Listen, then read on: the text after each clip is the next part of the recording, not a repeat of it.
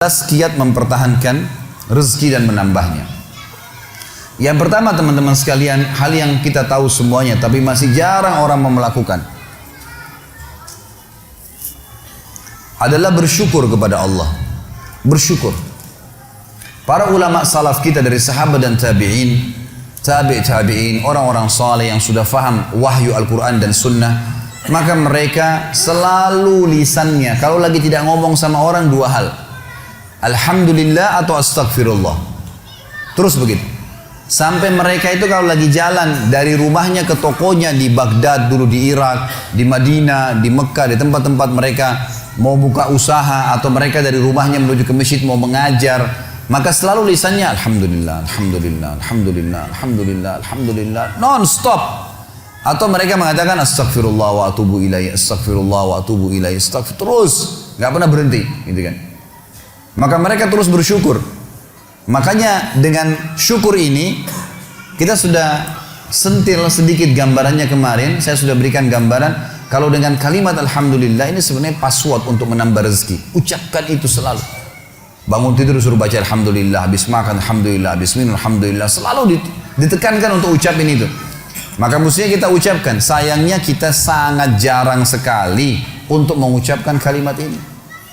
Bahkan teman-teman sekalian habis sholat wajib saja, yang ada hadis Nabi SAW, siapa yang membaca subhanallah 33, alhamdulillah 33, Allahu Akbar 33, lalu dia genapkan 100 yang membaca la ilaha illallah wahdahu la syarika lah, lahul mulku wal hamdu wa huwa ala kulli syai'in qadir, maka akan diampuni dosanya walaupun sebanyak buih di lautan.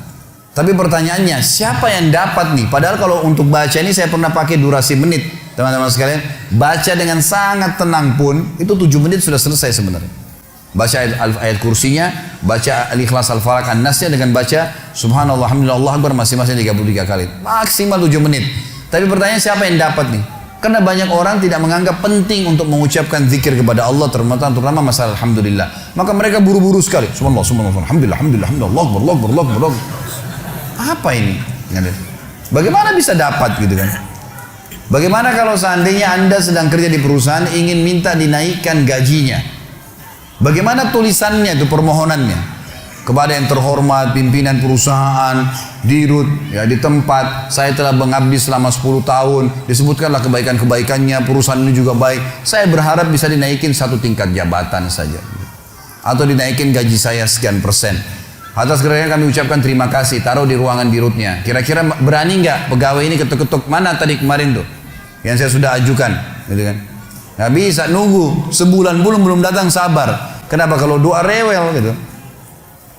Mestinya sabar kepada Allah Subhanahu Wa Taala. Allah tahu kebutuhan kita kok. Allah tahu kebutuhan hamba-hambanya.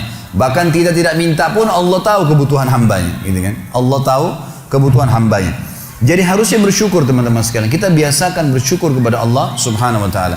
Masih ingat tadi pagi saya bilang banyak hal-hal yang bahkan dianggap buruk oleh manusia, ternyata sebuah rezeki. Seperti tadi lapar, haus, capek.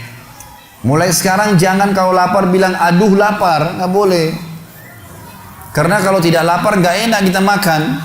Mestinya alhamdulillah saya lapar. Itu aja mestinya kita syukurin. Hal-hal yang kita anggap buruk juga sebuah nikmat sebenarnya. Karena tanpa lapar tidak enak orang makan. Kalau haus, alhamdulillah saya haus. Karena memang kalau tidak haus nggak enak kita minum. Begitu pula dengan capek, alhamdulillah saya capek. Karena dengan capek enak rasanya tidur itu. Tapi kalau tidak capek kita nggak enak tidurnya, gitu kan? Bahkan kadang-kadang kita gelisah bangun tengah malam karena sudah terlalu banyak tidur.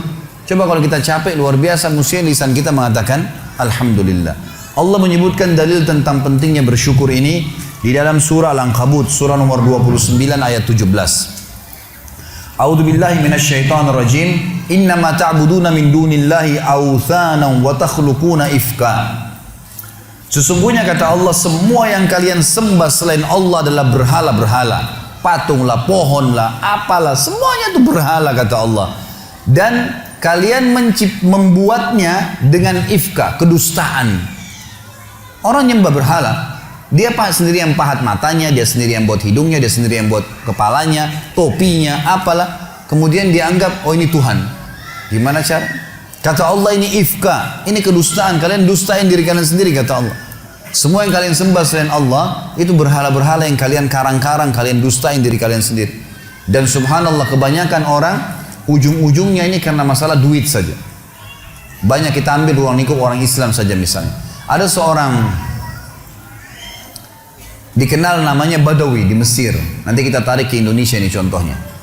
Badawi ini di Mesir sebenarnya dulunya bukan seorang alim ulama, orang biasa, tapi dikenal di masyarakat. Waktu dia meninggal, karena dia sering baik sama masyarakat, ada satu masyarakat wakafin tanah di kebunnya, ini buat kuburannya si Badawi. Berjalan waktu, ahli waris pemilik kebun menjual tanah-tanah mereka, akhirnya sampai membuat kuburan tersebut berada di pinggir jalan. Lewatlah dua orang yang fasik. Fasik ini muslim lebih banyak dosanya, nggak memikirkan masalah, nggak takut dengan akhirat, nggak takut dengan dosa-dosanya, nggak pernah berpikir masalah neraka. Maka lewat, ban mobilnya pecah pas dekat di seberang kuburan itu, seberang jalan. Yang satu lagi perbaikin ban, yang satu ini melihat ke arah kuburan itu. Ternyata dalam hitungan 5 menit saja, itu ada 10 orang lewat. Dari 10 orang ini, 8 orang memberikan salam ke kuburan itu. Salam, seorang muslim berikan salam ke kuburan sunnah Nabi. Gitu. Orang fasik ini mengambil sebuah kaleng tua di dekat mobilnya, kemudian dia menyeberang, ditaruh di dekat kuburan itu, lalu dia pindah ke sebelah. Dilihat sama dia, 5 menit ke depan lagi seperti apa. Ternyata dari 10 orang yang lewat, selain memberikan salam, ada 2 orang nitipin duit. Masukin ke kaleng bekas itu. Dia bilang sama temannya, sebentar ada proyek nih. Dia pergi ke toko bangunan, beli semen, beli keramik, beli pagar, dirombak tuh kuburan hari itu. Pasang celengan yang lebih bagus lagi. Dia sama temannya besok duduk di seberang jalan, lihat perkembangan.